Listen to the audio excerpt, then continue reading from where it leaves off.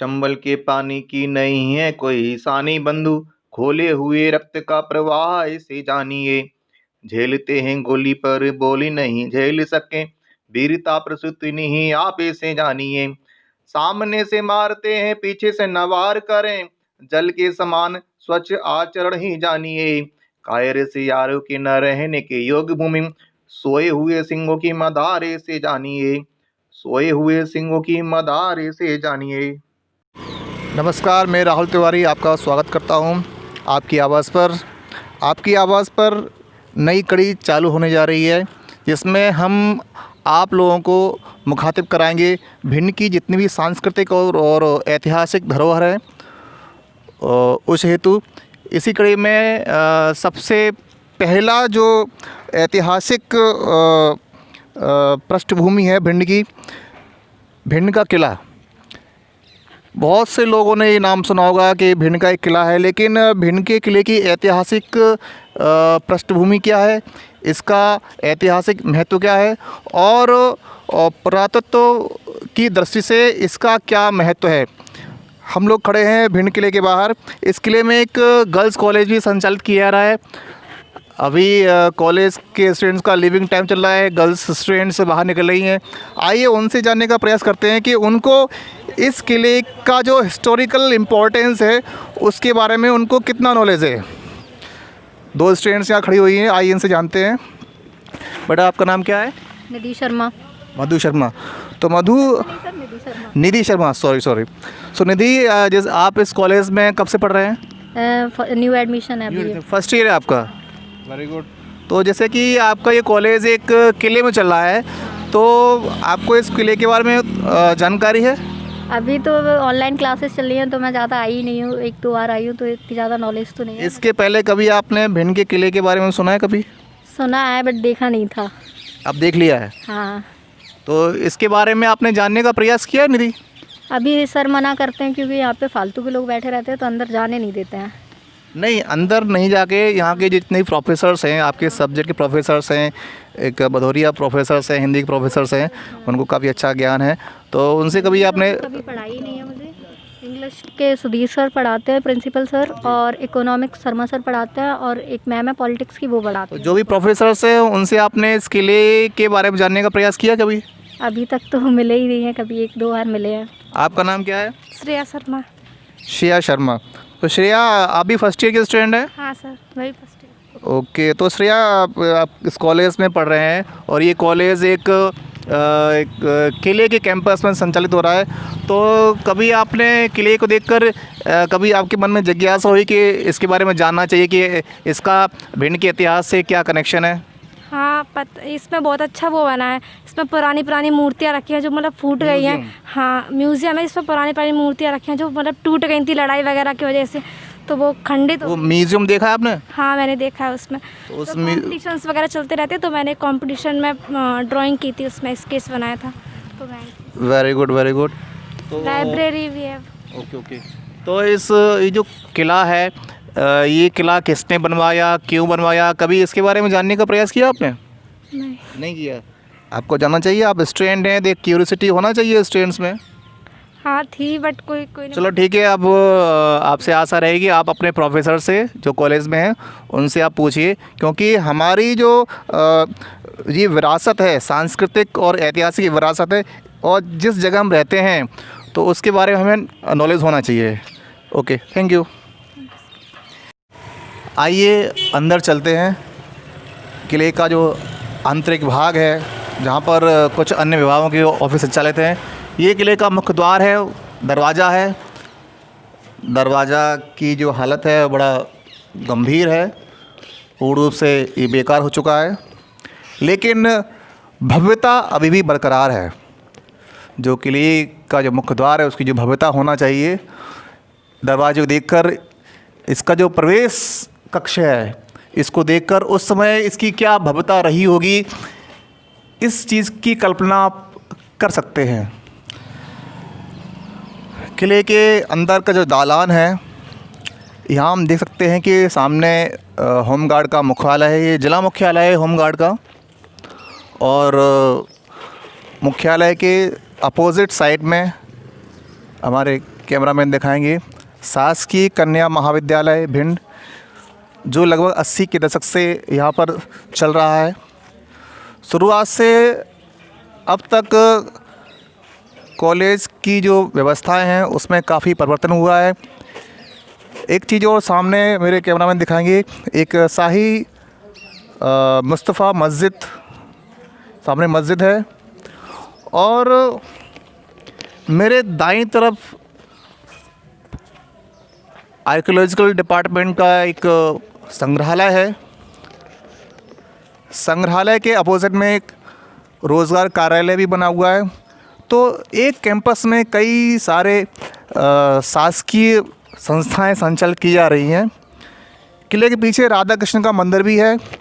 तो यहाँ पर एक सांस्कृतिक सौहार्द भी हमें देखने को मिलता है कि भाई एक ही परिसर में बाहर में देखा कि एक दरगाह थी, अंदर मस्जिद है और अंदर ही काली माता का मंदिर और राधा कृष्ण का मंदिर भी है।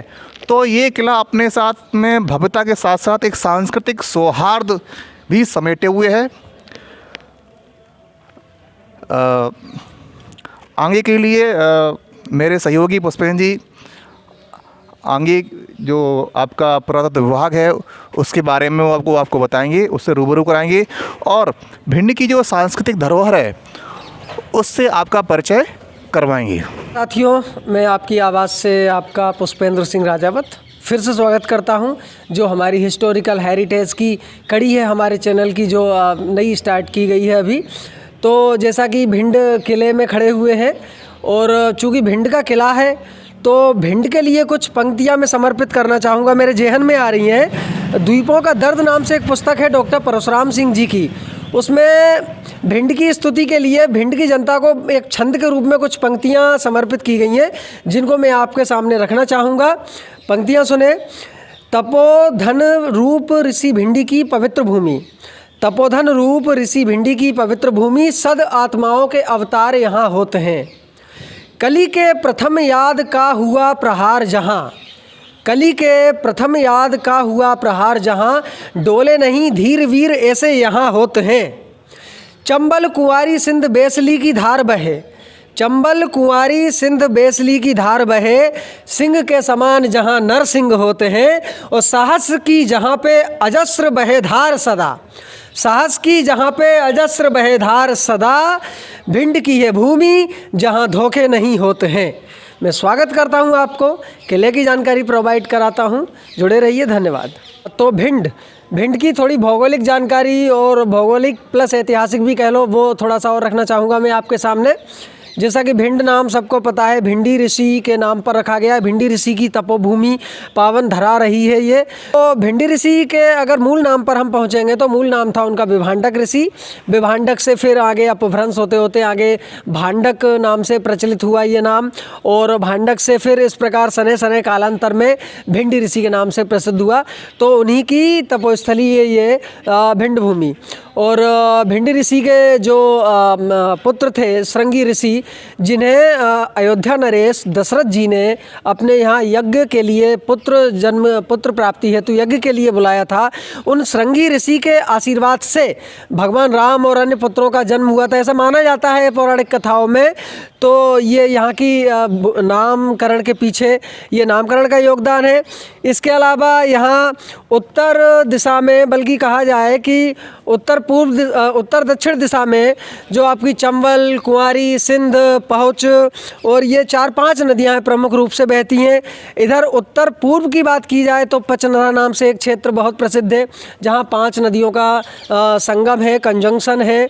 और भिंड के बारे में बात करेंगे कि नारद की तपोस्थली, नारद जो ब्रह्मा ऋषि के मानस पुत्र कहे जाते हैं, उनकी तपोस्थली के रूप में एक शहर हुआ करता था प्राचीन काल में, जिसका नाम था नारदा, जो आगे चलकर लाहौर नाम से आज जो है कि मौजूद है, जिसका अस्तित्व है। इसके अलावा परशुराम के पिता महर्षि जमदग्नि की साधना स्थली भी है भिंड जिले में, जो कि गोहद तहसील के अंतर्गत जमदारा नामक ग्राम के नाम से प्रसिद्ध है। महर्षि वाल्मीकि की दस्यु जीवन की स्थली भी भिंड रही है। उनके जो दस्यु जीवन था उसका कुछ समय भी उन्होंने भिंड की इस धरा पर बिताया है महर्षि वाल्मीकि ने।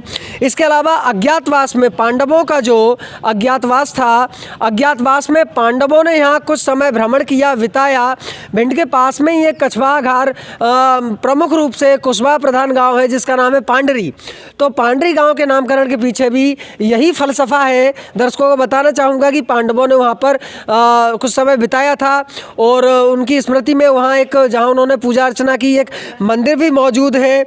इसके अलावा जैन धर्म के प्रवर्तक महावीर स्वामी का अतिशय क्षेत्र भी है बरासो व बरही। ये बरासो आपको पता होगा बेसली नदी के तट पर है। और रामायण कथा के प्रणेता महाकवि विष्णुदास की जन्मस्थली भी लावन है। और महाकवि विष्णुदास के पिता कर्णव्यास थे जिनके गुरु, और विष्णुदास के गुरु परम भक्त सुंदर दास जिनको सहजनाथ भी कहा जाता था। इसके अलावा वर्तमान में गौरी सरोवर जो माँ भवानी गौरी के नाम पर है, पृथ्वीराज चौहान द्वारा 11वीं शताब्दी में दिल्ली में जब राजपूत शासन चल रहा था तो पृथ्वीराज चौहान एक अपनी उससे दौरे से दौड़ते हुए लौटते समय यहाँ पर एक विस्तृत वन क्षेत्र था, वनखंड था। तो शिव भक्त थे, तो शिव उपासना के लिए उन्होंने जिस स्थान पर, उस वन में जिस स्थान पर शिवलिंग की स्थापना की, पूजा अर्चना की, उस स्थान पर एक विशाल भव्य मंदिर मौजूद है जिसका नाम बनखंडेश्वर मंदिर है। भिंड का प्रत्येक बच्चा जानता होगा। बनखंडेश्वर शब्द को समझे, बनखंड धन ईश्वर, वन मतलब जंगल फॉरेस्ट, उसका खंड माने पार्ट, उसके ईश्वर उसके अधिपति के रूप में पृथ्वीराज चौहान द्वारा उस समय वहाँ जो एक शिवलिंग स्थापित किया गया। और बगल में जल के लिए वहाँ की मिट्टी खुदाई करवा के एक तालाब बनाया माँ भवानी के नाम पे जिसका नाम गौरी सरोवर आज प्रख्यात है। एवरीबडी नोज इट, सभी लोग इस तथ्य से परिचित होंगे। अब तालाब की खुदाई से निकली हुई मिट्टी जो बहुत बड़ी भारी मात्रा में मिट्टी थी, उसका फिर क्या हुआ, उस मिट्टी को जहां हम खड़े हैं वर्तमान में, जो आपको किला दुर्ग दिखाई पड़ रहा है भिंड का, ये उसी मिट्टी के टीले पर बना हुआ दुर्ग है जिसको भदौरिया वंश के राजा महासिंह भदौरिया द्वारा बनवाया गया था। जी हाँ, भिंड का दुर्ग आप देख रहे हैं, महासिंह भदौरिया नरेश के द्वारा बनवाया गया था। और उस समय उद्देश्य था कि गोहद के जो जाट शासक थे, जो गोहद का किला है, जाट शासकों का वहाँ आधिपत्य था और लाहौर और इधर के अन्य क्षेत्रों में कछवाहा वंश का शासन था। और ये जो भदावर बेल्ट इधर का था, तो महासिंह भदौरिया का उद्देश्य, इस दुर्ग के निर्माण के पीछे प्रमुख उद्देश्य था कि निगरानी करने हेतु इधर आपका उत्तर दिशा में उधर अन्य क्षेत्रों पर निगरानी, और इधर जाट शासकों। अब चूंकि उस समय बस्ती तो थी नहीं और ये उस समय ऊंचाई हाइट भी किले की बहुत ज़्यादा थी, तो एक दुर्ग के रूप में इसको अंजाम दिया गया था, इस किले को, जो वर्तमान में भिंड का किला है। परिसर में हम ये सामने हमारे दर्शक देख रहे होंगे एक भवन टाइप का। ये चूँकि यहाँ पर कोई पुरातत्व विभाग का कोई लेख शिलालेख वगैरह तो नहीं लगा है, डिस्क्राइब तो नहीं है यहाँ पर, लेकिन शक्ल सूरत से जो एक दीवाने आम की नकल दी जाती थी पहले किलों में, मतलब दीवाने आम मतलब आम लोगों की एक सभा, काउंसिल, जैसा कि दिल्ली किला, आगरा किला या अन्य जो किले बड़े किले हैं, तो इसी प्रकार की देखी होगी हम सारे दर्शकों ने हमारे ने कि दीवाने आम की शक्ल की बनावट की ये भवन, ये बिल्डिंग की बिल्डिंग का टुकड़ा ये लग रहा है, जैसे राजा का बैठने का स्थल हो गया। इसके ठीक पीछे काफ़ी विशाल एक मैदान सा है जहाँ पर इसीलिए दीवाने खास नाम पड़ा, आम जनता के साथ में, दरबारियों के अलावा और प्रजा के साथ में जो डिस्कस किया जाता था राजा का। और नक्काशी वगैरह भी यहाँ पर देखी जा सकती है। एक उस समय तो बहुत अपने रंग रूप में चमकीली, तड़कीली, भड़कीली नक्काशी होगी, जो आज समय के चलते ये धूल धसरित हो रही है, मिट्टी खा रही है देख रेख के अभाव में।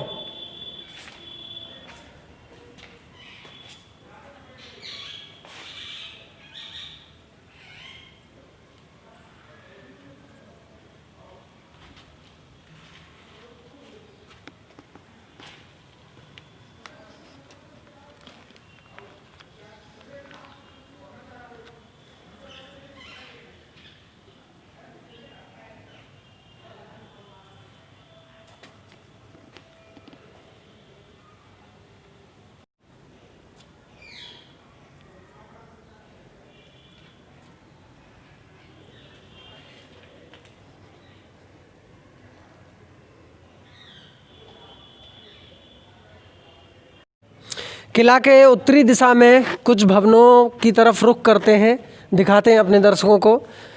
ये किले का नॉर्थ साइड का हिस्सा है, मतलब हिस्सों में एक हिस्सा है, और ये लगभग किले के ऊपरी हिस्से के बॉर्डर पर हैं हम लोग। ये अंतिम छोर है। यहाँ की बिल्डिंग लगभग ख़त्म हो चुकी है, और ये गंदगी वगैरह और अन्य चीज़ें तो जो देख रहे होंगे दर्शक, तो कुछ अनुमान लगा पा रहे होंगे कि जैसा कि अभी नीचे कुछ निकलती हुई छात्राएं भी मिली थीं, जैसा कि उन्होंने बताया था कि प्रोफेसर्स बोलते हैं कि थोड़ा सा भी बिल्डिंग के 2 इंच भी इधर उधर मत जाना, कि फालतू के लोग बैठे होते हैं। जो स्टेटमेंट अभी दिया था गर्ल्स ने, तो बड़ा स्पष्ट रूप से जाहिर हो रहा है कि चौकसी या सतर्कता के नाम पर यहाँ पर कुछ नहीं है। किले के आंतरिक परिसर में मां काली की भव्य मूर्ति विद्यमान है। सभी दर्शकगण भी दर्शन करें। भिंड किले के प्रांगण में आंतरिक भाग में मां काली की भव्य स्थापना। जय माता। मां काली के आंतरिक मंदिर के आंतरिक भाग में ये राधे रुक्मणी भगवान कृष्ण का मंदिर है। भगवान बांके बिहारी मध्य भाग में विराजमान है। उनके दाएं बाईं तरफ राधा और रुक्मणी देवी जी भी साथ में उनके विद्वान है। बड़ा ही सुंदर मनोहारी दृश्य विरले ही देखने को मिलता है। अमूमन राधा कृष्ण का मंदिर तो मिल जाए, लेकिन राधा और रुक्मणी दोनों एक साथ कन्हैया जी के साथ में विद्यमान है। विरले ही ऐसा दृश्य देखने के लिए मिलता है।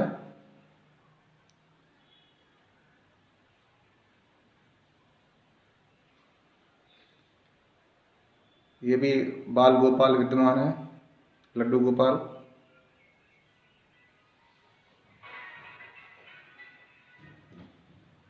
बजरंगी महाराज भी विद्यमान है। एक और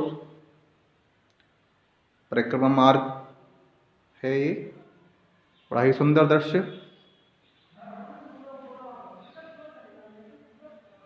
मंजरी भी विद्यमान है।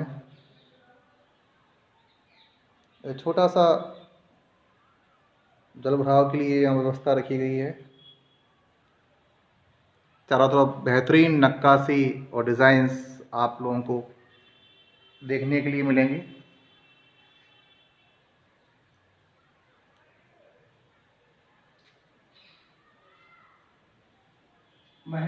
ये महल जी है, फोटो महल जी का।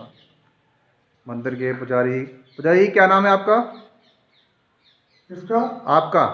हमारा नाम श्री गिरीश कनौआ। गिरीश कनौआ जी। हाँ। अच्छा अच्छा अच्छा।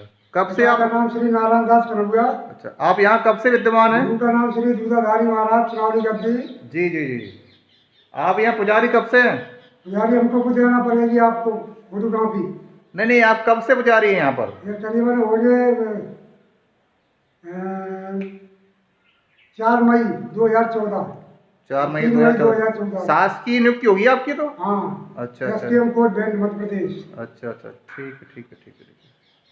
तो यहाँ का रखरखाव सिर्फ आपके जिम्मे है ना? हाँ।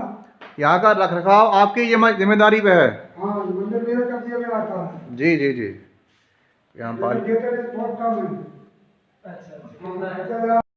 नमस्कार, आपकी आवाज़ पुष्पेंद्र सिंह राजावत। टाइटल जो सीरीज चल रही है, चंबल क्षेत्र हमारे क्षेत्र की सांस्कृतिक ऐतिहासिक धरोहरें, इमारतें, व्यक्ति आदि आदि।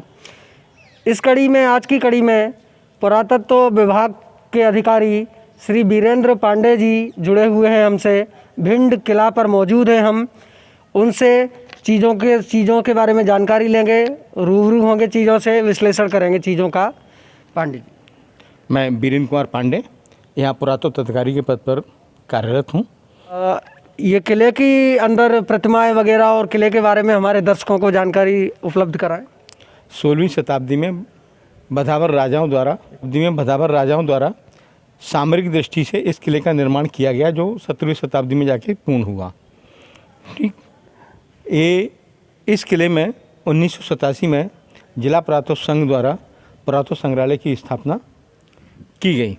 इसमें भिंड जिले के विभिन्न स्थलों से संकलित प्रतिमाओं का प्रदर्शन है जो 11वीं शताब्दी से लेके 15वीं शताब्दी के मध्य की हैं। कुछ टेराकोटास वगैरह भी हैं जो 2nd सेंचुरी एडी से गुप्त काल तक के हैं। कुछ सिक्के भी हैं जो मुग़ल कालीन हैं। ये जो प्रतिमा है ये 9वीं शताब्दी की है। ये कुबेर की प्रतिमा है जो भारतीय माइथोलॉजी में धन के देवता कहलाते हैं। आप देख रहे होंगे इनके एक हाथ में मदिरा का प्याला है, एक हाथ में धन की थैली है।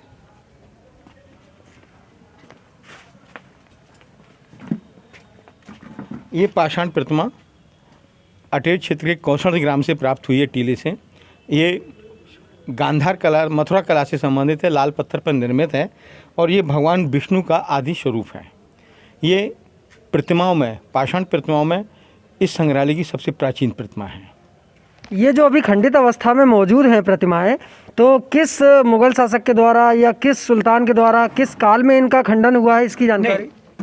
कभी कभी प्राकृतिक आपदाओं से भी खंडित हुई हैं प्रतिमाएं, मुगल शासकों द्वारा भी खंडित की गई हैं, लेकिन ऐसे उल्लेख नहीं मिल रहे हैं कि इस क्षेत्र में कौन सा मुगल शासक आया और कब आया। तो अपन ये अंदाज़ नहीं लगा सकते कि किस मुगल शासक ने खंडित हैं, लेकिन खंडित इसी प्रकार से हैं।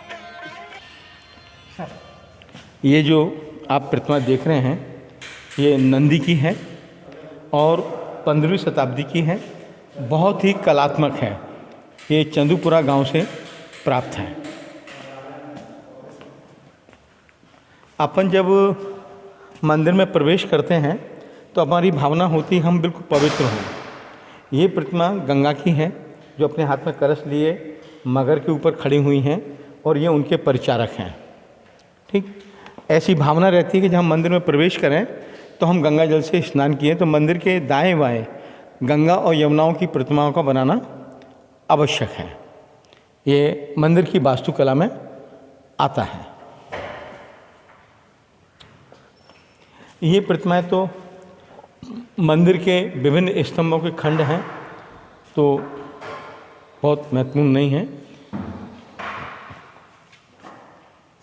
ये शिव की भिक्षाटन मूर्ति है। ये भी विभिन्न शिव के रूप हैं, मतलब जो ये सिर्फ मंदिर के स्तंभों के रूप में इस्तेमाल किए जाते हैं। जी। ये प्रतिमा आप देख रहे हैं, ये प्रतिमा बहुत पुरातात्विक दृष्टि से महत्वपूर्ण है और इस प्रतिमा के बारे में कुमार संभव नाटक में कालिदास जी ने जो चरित्र का वर्णन किया है उस कथानक के आधार पर इस प्रतिमा का निर्माण हुआ है। इसमें आप देख रहे हैं कि शंकर जी के कंधे पर गोह रेप्टाइल वर्ग का होता है, चढ़ रही हैं ये, और इसे देख के नारी जन्म स्वभाव के कारण पार्वती भयभीत होकर इनकी जगह से नीचे खिसक रही हैं। ऐसा उल्लेख है कि यहाँ शिव जी कहते हैं प्रिय मेरे पास आओ, तो वो कहती हैं आपको इन जीव जंतुओं से फुर्सत मिले तब न मैं आऊँ। ये कुमार संभवम में वर्णन है, उसके आधार पर है। आपने पढ़ा है क्या? नहीं, मैं कालिदास के नाम सुने इनके, ऋतु संहार कुमार संभव। यहाँ इस प्रतिमा में ऊपर 4 शिवलिंग हैं, दोनों तरफ बंदर हैं जो शिवलिंगों पर चढ़े हुए फल वगैरह का भक्षण कर रहे हैं। और नीचे के देखेंगे आप तो मयूर पर कार्तिकेय बैठे हुए हैं। ये नंदी हैं, वो नंदी है, नंदी को मयूर छेड़ रहा है कार्तिकेय के इशारे पर, मतलब ये इनके बीच में एक शीत युद्ध चल रहा है। बीच में श्रृंगी ऋषि हैं, इधर गणेश हैं। श्रृंगी ऋषि? यस। अच्छा। नृत्य मुद्रा में। श्रृंगी ऋषि जो भिंडी ऋषि से कनेक्टेड है। हाँ, यस। ठीक, ये प्रतिमा बरासों से प्राप्त 9वीं-10वीं शताब्दी की है। ये जैन तीर्थंकर पार्श्वनाथ की प्रतिमा है जो पावई से प्राप्त है। ये गणेश जी की प्रतिमा है और इस प्रतिमा को देख के लगता है कि किसी मंदिर की ये मुख्य प्रतिमा रही होगी। और इसमें गणेश नृत्य रत्न मुद्रा में है, बाएं हाथ से अपनी सूंड को, दांत को पकड़े हुए, सूंड ये जा रही है, आप सूंड को टच है। ठीक, बाकी अंग प्रत्यंग इनके खंडित हैं। ये व्याल आकृतियों का अंकन, व्याल आकृति मतलब ये जो इस प्रकार का आधा धड़ पुरुष का, जीव का किसी दूसरे जानवर का, आधा धड़ किसी दूसरे जानवर का, या आधा धड़ पुरुष का आधा धड़ जानवर का, जिस प्रकार की आरती होती है इन्हें ब्याल आकृतियाँ बोलते हैं। जिसमें ये आप देख रहे हैं ये शरीर सिर्फ जानवर का है, नीचे दूसरे जानवर की आकृति है, ये ब्याल आकृतियाँ कहलाती हैं। ठीक, इस साइड में ये देखिए, या जानवर जो है मनुष्य जैसे कार्य करते हुए दिखाया जाता है। जैसे इसमें देखें ना, ये हाथ में पास पकड़े हुए हैं, हथियार है इसके साथ में, ठीक। पशु, मुख पशु का है।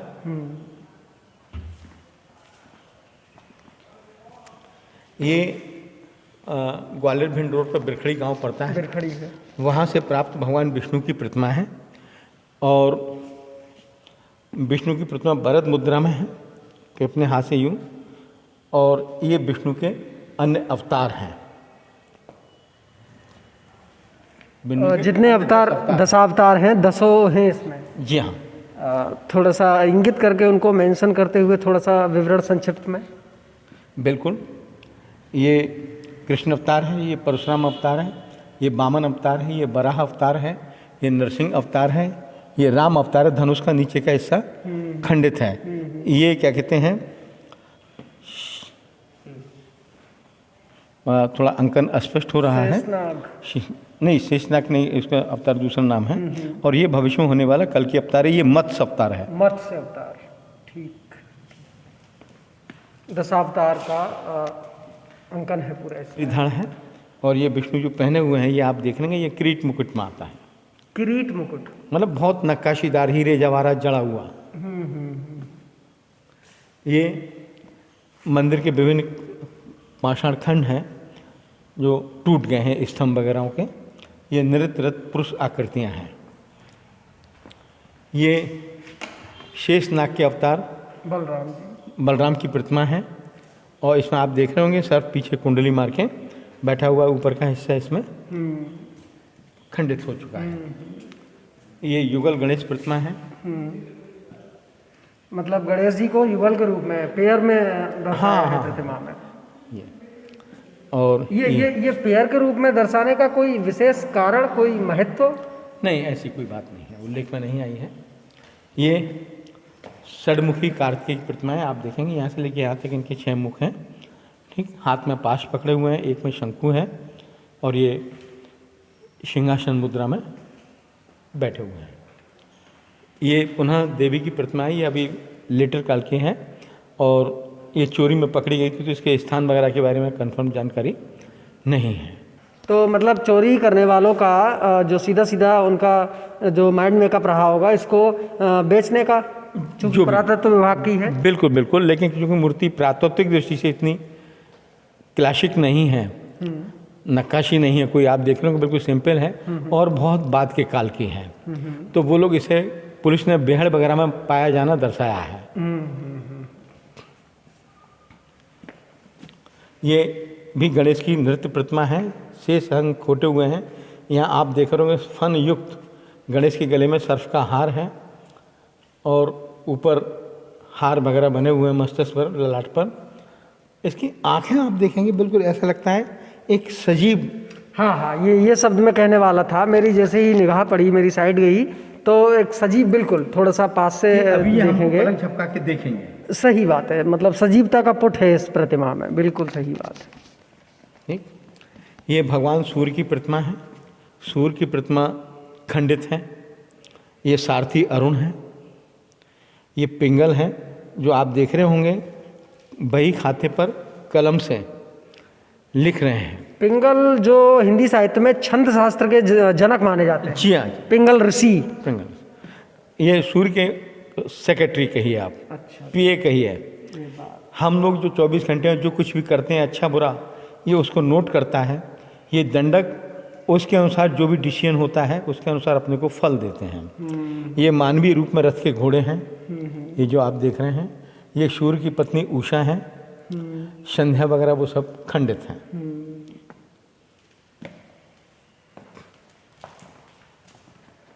ये शिव की रावण अनुग्रह प्रतिमा है। रावण अनुग्रह मतलब रावण के ऊपर कृपा करना। आपने अब वर्तमान में शंकर जी के ऊपर चली हुई विभिन्न सीरियलों में या शिव पुराण में पढ़ा हो, रावण ने तपस्या के बल से कैलाश पर्वत उठा लिया। जब पर्वत उठा, पर्वत हिला, तो पार्वती जी भयभीत होकर शंकर जी को देख रहे हैं कि ये हलचल कैसी है, भूचाल कैसा आ रहा है। इधर अन्य तपस्वी गण आप देखिए पर्वत के हिलने से भयभीत होकर भाग रहे हैं। तो यहाँ पार्वती जी ने शंकर जी से प्रार्थना किया कि नाथ कुछ करिए। तब उन्होंने अंगूठे को हल्का सा पृथ्वी पर बल दिया पर्वत पर। तो बल देने से पर्वत वापस अपनी जगह पर आ रहा था। तो रावण ने प्रार्थना की कि प्रभु मैं दब जाऊंगा, मर जाऊंगा। तो उसे बचाने के लिए फिर अंगूठा हल्का किया, इसलिए इसको रावण अनुग्रह प्रतिमा बोलते हैं। ये साथ में दंडक अनुचर वगैरह हैं। मतलब रावण ने शिव जी से अनुग्रह किया, उस आधार पर प्रतिमा का नाम रावण अनुग्रह प्रतिमा। जी हाँ, रावण के ऊपर कृपा करना। आप इसमें देखेंगे केस सज्जा वगैरह जो है बहुत ही यूनिक है। आभूषणों का अंकन देखेंगे बहुत ही फाइन है। ये जो नंबरिंग है, जैसे इस पे 50 डला है, ये नंबरिंग किस प्रकार से?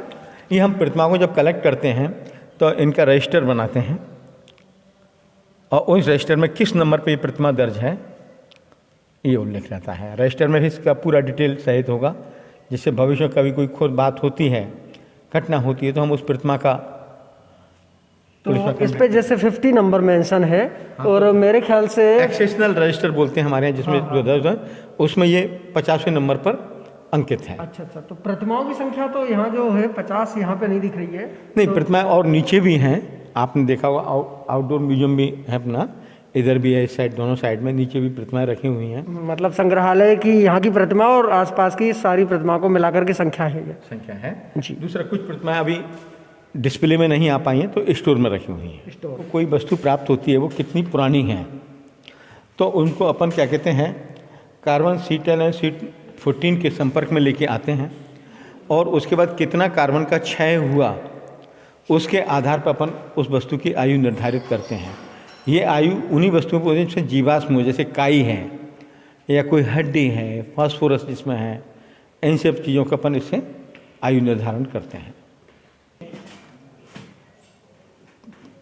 भगवान संभव तो भगवान राम का अर्धभाग है, शेष मूर्ति टूटी हुई है। ये संगमरमर की प्रतिमा ये तो जी हाँ, संगमरमर की। ये तो बाद के काल की है, 17वीं-18वीं शताब्दी की है, ज़्यादा पुरानी नहीं है। गोहद से प्राप्ति हुई। हाँ, ये शिव का त्रिप्रांतक रूप है। इसमें आप देख रहे होंगे दाढ़ी है, भयानक रूप है। त्रिपुर राक्षस को जो मारते हुए का दृश्य था, ये उस समय की प्रतिमा है। ये अपने मलखान से संबंधित सिरसागढ़ी है, लाहर दमोह के पास, वहाँ से प्राप्त है।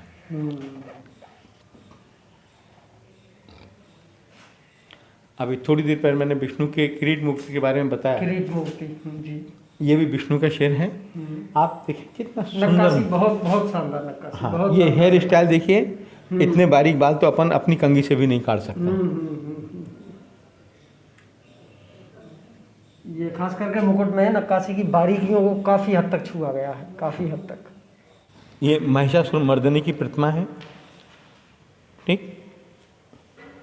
और ये भी सिरसागढ़ी से ही प्राप्त हुई, आला उदल का मलखान गजमोतनी के चबूतरे से। इसमें आप देख रहे होंगे देवी विभिन्न हाथ पकड़े हुए हैं और ये त्रिशूल से उसकी गर्दन काटती हुई ये महिषासुर की गर्दन पड़ी हुई है। अन्य ब्याल आकृतियाँ वगैरह इनके आसपास हैं। कलात्मक दृष्टि से ये प्रतिमा बहुत ही महत्वपूर्ण है। ये किस पत्थर से बनाई गई? सफाई की दृष्टि से बड़ी लाजवाब लग रही है प्रतिमा। ये बलुआ पत्थर है। बलुआ पत्थर। प्रतिमा भी भिंड किले के पास से ही खुदाई में प्राप्त हुई। ये भी बाद के काल की है। कार्तिकेय की प्रतिमा है। ये मंदिर का भी शिलापट हिस्सा है, जिसमें आप कार्तिकेय मयूर के ऊपर बैठे हुए अपने हाथ से मयूर को लड्डू खिला रहे हैं और ये युद्ध का प्रतीक अपना ध्वज धारण किए हुए हैं। ये ब्रह्मा जी की प्रतिमा है, जिसमें ब्रह्मा विष्णु महेश तीनों का अंकन है, लेकिन ये प्रतिमा काफ़ी कुछ खंडित है। ब्रह्मा की पहचान इससे होती है कि इनके दाढ़ी का अंकन होता है। अन्य देवी चामुंडा की कंकाल रूप प्रतिमा है। इनकी सप्तमात्राओं में गणना होती है। यहाँ देवी किसी का भक्षण करते हुए और रक्तबीज राक्षस का कटोरे में उस रक्त को कलेक्ट करते हुए, ये इस संग्रहालय की महत्वपूर्ण अविस्मरणीय प्रतिमा है। बरहत से प्राप्ति हुई। जैसा कि अभी श्री वीरेंद्र पांडे जी ने हमें संग्रहालय की महत्वपूर्ण मूर्तियों और उससे संबंधित जानकारी से हमें अवगत कराया, मुझे आशा है नहीं बल्कि पूर्ण विश्वास है हमारे जो चैनल के दर्शक हैं उनके लिए एक नई जानकारी होगी कईयों को तो पता ही नहीं है कि हमारे भिंड में इस प्रकार का म्यूज़ियम भी है जहाँ पर इतनी पुरातात्विक महत्व की इतनी महत्वपूर्ण मूर्तियाँ और अन्य पुरातात्विक चीज़ें मौजूद हैं। आज पांडे जी ने हमारे माध्यम से दर्शकों को रूबरू कराया है। कुछ और चर्चा करते हैं इन पुरातात्विक अवशेषों के बारे में पांडे जी से। पांडे जी, मुझे ये बताएं कि जैसे कि भिंड जिला काफ़ी विस्तृत क्षेत्र में फैला हुआ है, ज़्यादातर मूर्तियाँ पावई है और 2-3 स्थान है वहाँ से ज़्यादातर ये मूर्ति हमें प्राप्त हुई हैं। ऐसा क्यों है? 10वीं 11वीं शताब्दी के आसपास ये क्षेत्र जैन, शैव और वैष्णव धर्म के लिए करीब उन्नत रहा। उस दौरान जो शासक थे वो ज़्यादातर सोनिया, कखटमठ और ग्वालियर से थे। तो इसका मूल कारण रहा कि इस बेल्ट पर ग्वालियर से लेकर गौद, महगांव, अटेर क्षेत्र में इनका विकास काफ़ी हुआ। जैसे कि ये म्यूज़ियम भिंड के किले में संचालित किया जा रहा है, क्या निकट भविष्य में इस म्यूज़ियम को और भी विस्तार करने की योजना है क्या? जी हाँ, भविष्य में विस्तार करने की योजना है। जैसे जैसे कलेक्शन बढ़ेगा हम म्यूज़ियम को पीछे की साइड और विस्तृत करेंगे और भविष्य में लोक कलाओं को भी यहाँ पर प्रदर्शित करने का प्रोग्राम है। मूर्तियों के अलावा पुरातात्विक महत्व की चीज़ों में सिक्कों से हमें तत्कालीन इतिहास की और उनके शासकों की एक महत्वपूर्ण जानकारी मिलती है। तो उस दिशा में म्यूज़ियम प्रशासन के द्वारा क्या किया जा रहा है? नहीं, हमारा निरंतर प्रयास है कि हम अधिक से अधिक सिक्के मिलें, जिससे हम सिक्कों की एक अलग से गैलरी बनाएं। अभी भी हमारे पास कुछ सिक्के हैं लेकिन इतनी मात्रा में नहीं है कि हम उनका प्रदर्शन करके एक अलग गैलरी बना सकें। उनकी संख्या कितनी होगी? 10 या 20। एक चीज़ मैं और आपसे पूछना चाहूँगा, जैसे कि ये म्यूज़ियम संचालित है, कई वर्षों से संचालित है, लेकिन आम जन में यहाँ की जो जनता है, यहाँ का जो छात्र वर्ग है, जिनको इसकी जानकारी होना चाहिए, तो उस दिशा में पुरातत्व विभाग की ओर से कोई जागरूकता अभियान नहीं चलाया जा रहा है? देखिए, कभी कभी व्यक्ति की रुचि की बात होती है।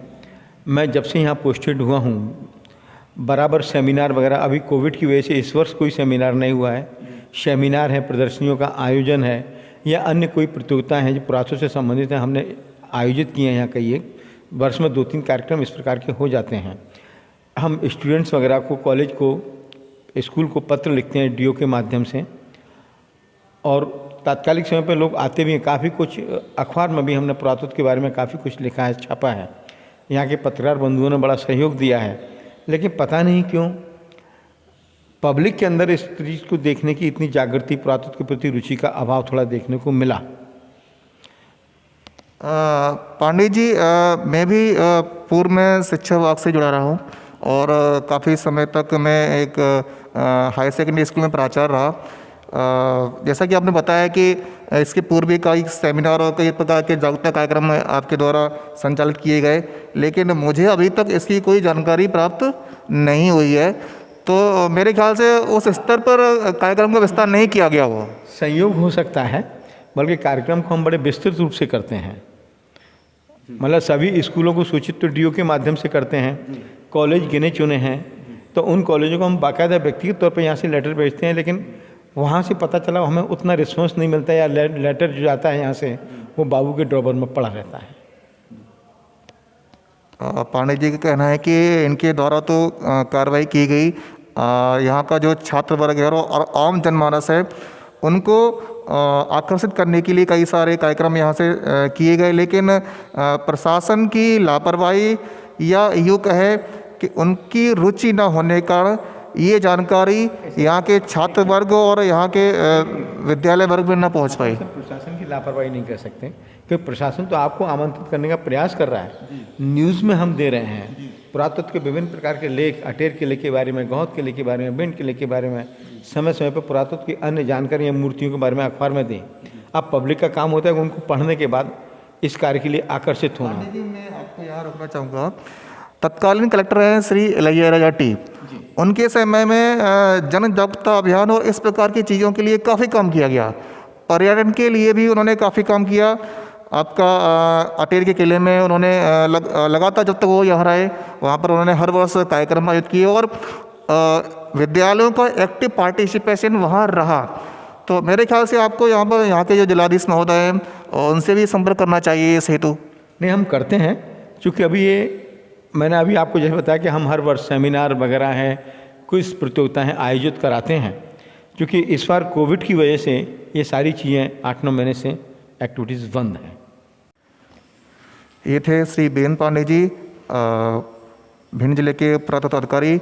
इन्होंने काफ़ी अच्छी जानकारी हमें प्रोवाइड कराई और हमारे चैनल के माध्यम से निश्चित तौर पर हमारे दर्शक इस जानकारी का लाभ लेंगे और आगे आने वाले समय में जो छात्र वर्ग है जिनमें एक क्यूरियोसिटी रहती है कुछ नया जानने की, जब उन तक ये बात पहुँचेगी हमारे भिंड जिले में इस प्रकार का म्यूज़ियम है और ये हमारे पुरातात्विक और ऐतिहासिक महत्व की चीज़ें हैं जिनके बारे में उनको जानकारी होना चाहिए, तो निश्चित तौर पर आने वाले समय वो यहाँ विज़िट करेंगे और डायरेक्टली अपनी आँखों से सामने रूबरू होकर उन चीज़ों को देखेंगे और जानकारी ग्रहण करेंगे। निश्चित तौर पर ये उनके ज्ञान में बहुत कुछ नया जोड़ेगा। मैं राहुल तिवारी, भिंड जिला संग्रहालय से। परिसर में हम ये सामने हमारे दर्शक देख रहे होंगे एक भवन टाइप का। ये चूँकि यहाँ पर कोई पुरातत्व विभाग का कोई लेख शिलालेख वगैरह तो नहीं लगा है, डिस्क्राइब तो नहीं है यहाँ पर, लेकिन शक्ल सूरत से जो एक दीवाने आम की नकल दी जाती थी पहले किलों में, मतलब दीवाने आम मतलब आम लोगों की एक सभा, काउंसिल, जैसा कि दिल्ली किला, आगरा किला या अन्य जो किले बड़े किले हैं, तो इसी प्रकार की देखी होगी हम सारे दर्शकों ने हमारे ने कि दीवाने आम की शक्ल की बनावट की ये भवन, ये बिल्डिंग की बिल्डिंग का टुकड़ा ये लग रहा है। जैसे राजा का बैठने का स्थल हो गया, इसके ठीक पीछे काफ़ी विशाल एक मैदान सा है जहाँ पर इसीलिए दीवाने खास नाम पड़ा। आम जनता के साथ में, दरबारियों के अलावा और प्रजा के साथ में जो डिस्कस किया जाता था राजा का, और नक्काशी वगैरह भी यहाँ पर देखी जा सकती है। एक उस समय तो बहुत अपने रंग रूप में चमकीली, तड़कीली, भड़कीली नक्काशी होगी जो आज समय के चलते ये धूल धसरित हो रही है, मिट्टी खा रही है देख रेख के अभाव में।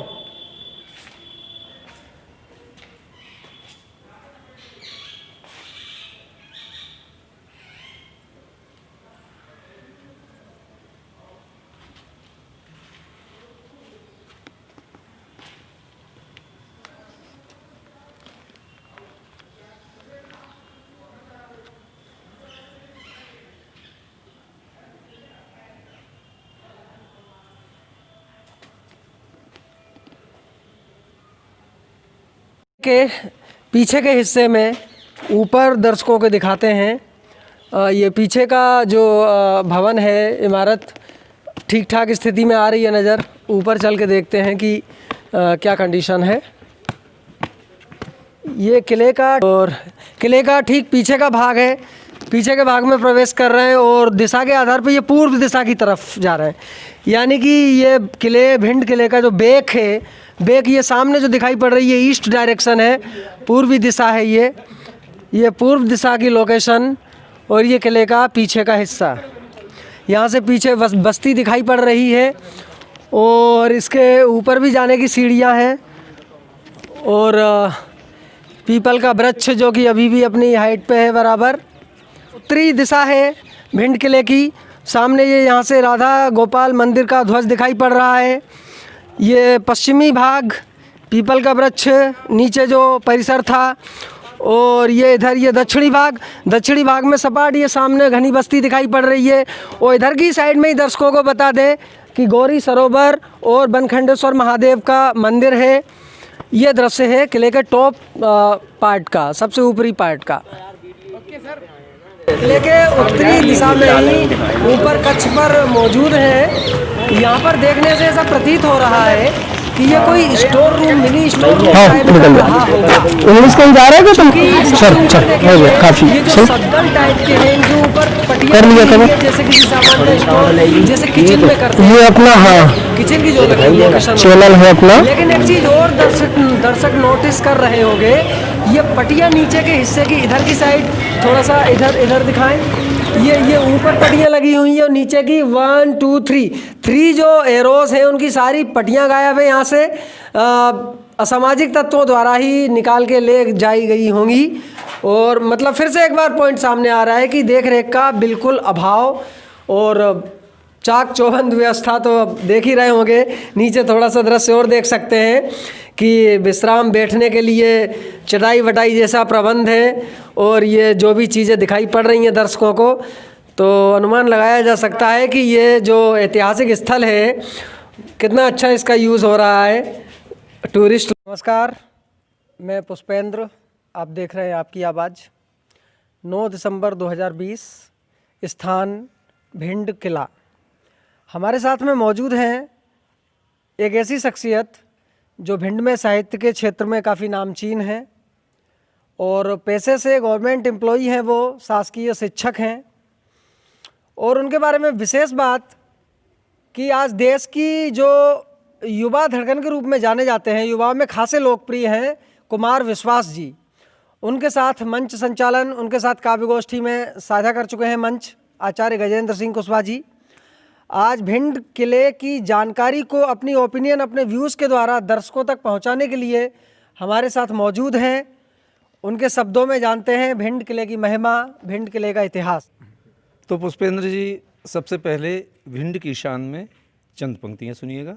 स्वागत स्वागत। कि चंबल क्षेत्र हमारो, लगत हमें प्राणन से प्यारो। वाह। भिंडी ऋषि की तपोभूमि है, भिंडी ऋषि की तपोभूमि है। भिंड जिला है हमारो, लगत हमें प्राणन से प्यारो। वनखंडेश्वर महादेव हैं।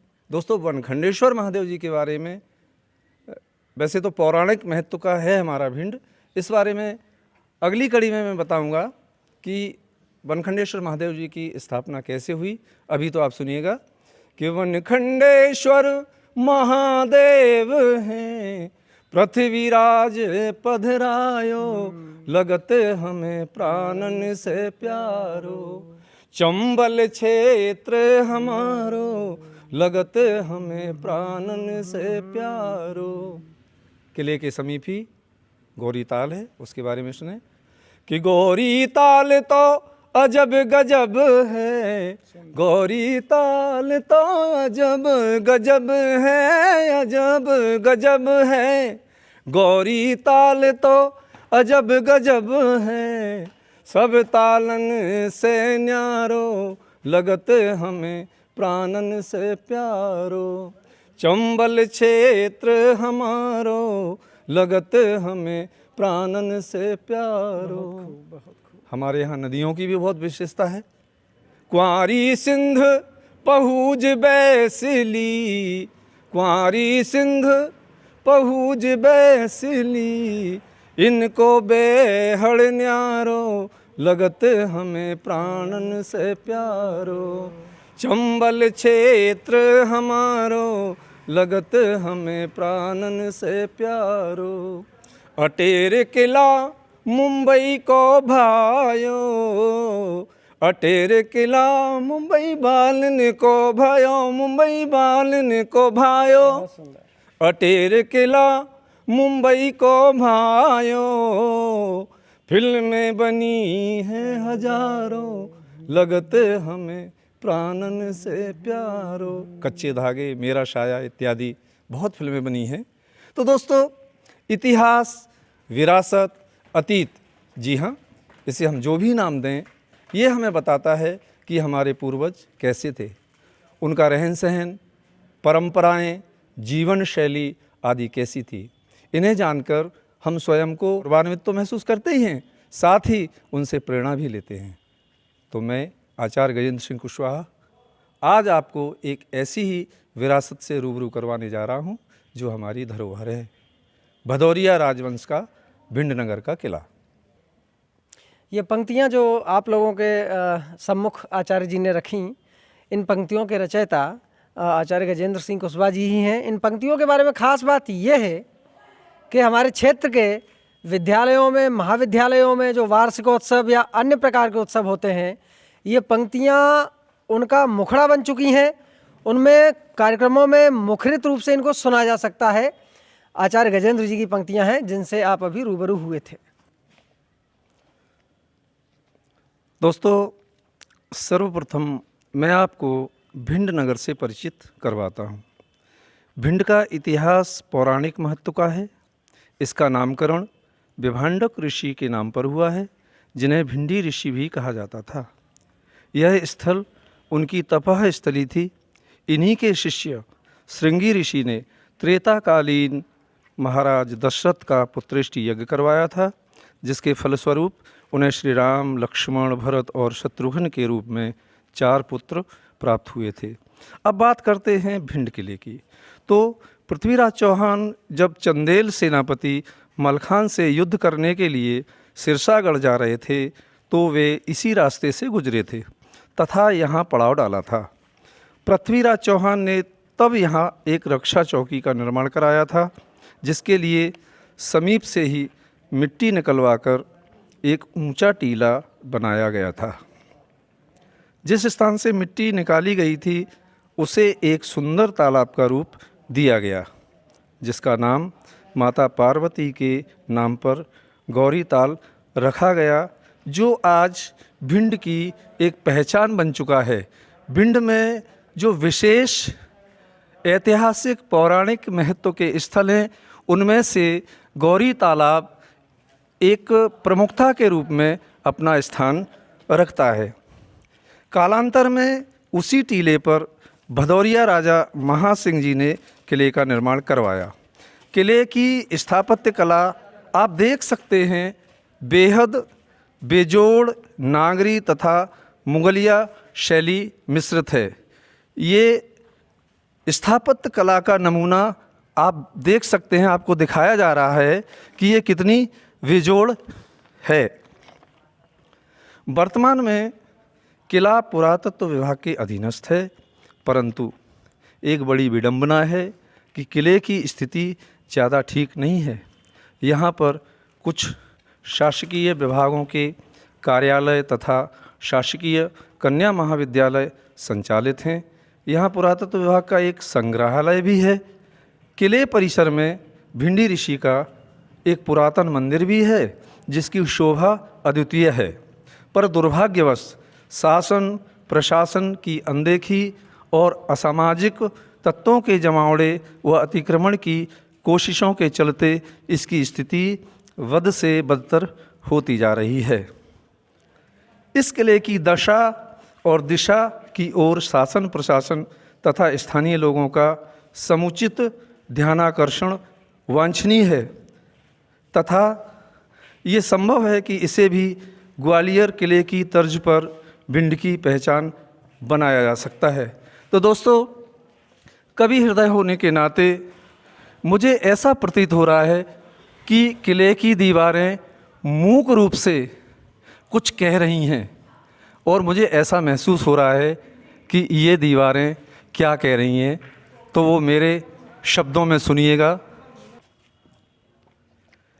कला का है बड़ा अद्भुत नमूना ये किला प्यारा, कला का है बड़ा अद्भुत नमूना ये किला प्यारा, भदावर राज की अनुपम धरोहर ये किला न्यारा, हो रहा है धरा साई न शासन को खबर कुछ है, हो रहा है धरा साई न शासन को खबर कुछ है, निगाहें कह रही इसकी करो उद्धार हमारा, निगाहें कह रही इसकी करो उद्धार हमारा। और ये किला अपने वंशजों से भी कुछ कहना चाह रहा है, ऐसा प्रतीत हो रहा है कि बड़े बेपीर हर जाई बने वंशज हमारे हैं, बड़े बेपीर हर जाई बने वंशज हमारे हैं, भुला फिर क्यों दिया तुमने हमें, हम तो तुम्हारे हैं। भुला फिर क्यों दिया तुमने हमें, हम तो तुम्हारे हैं। विरासत और धरोहर है तुम्हारी, भूलते क्यों हो। विरासत और धरोहर है तुम्हारी, भूलते क्यों हो। निशानी पूर्वजों की हम खड़े यूं बेसहारे हैं। निशानी पूर्वजों की हम खड़े यूं बेसहारे हैं। तो साथियों, हमने सुनी भिंड किले की कहानी, भिंड किले की कहानी आचार्य गजेंद्र सिंह कुशवाहा जी की जवानी। अगली सीरीज के अगले पार्ट में मिलेंगे अटेर के किला पर आचार्य गजेंद्र सिंह जी और अन्य मेहमानों के साथ में। और आचार्य जी के बारे में विदा लेते समय एक पॉइंट और, आजकल कछवाहा वंश के इतिहास के बारे में अध्ययन कर रहे हैं। फेसबुक अन्य साइट्स पर अपनी काफ़ी पोस्ट भी डालते रहते हैं। इस संबंध में बड़ा सूक्ष्म विश्लेषण और अध्ययन चल रहा है आचार्य जी का, तो उस बारे में भी जब कभी आगे हम आपके सामने प्रेजेंटेशन अपना रखेंगे वीडियोस के द्वारा, वो चीज़ें भी जल्दी हम शामिल करेंगे अपनी इस लिस्ट में। तब तक के लिए धन्यवाद।